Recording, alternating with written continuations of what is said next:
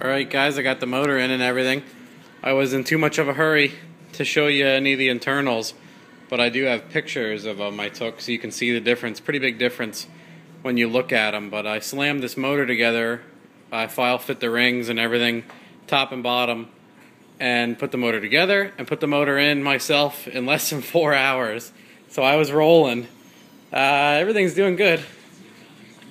I have both wiring harnesses still in the car, but right now it's on microsquirt 2 testing still.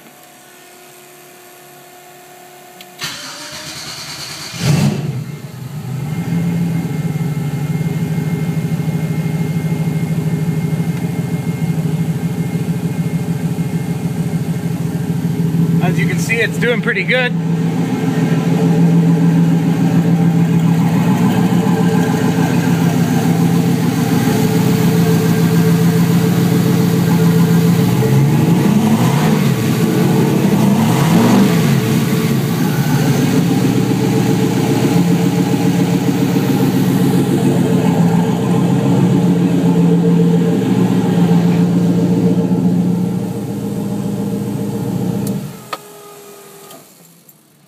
Pretty happy with that. I don't know about you guys.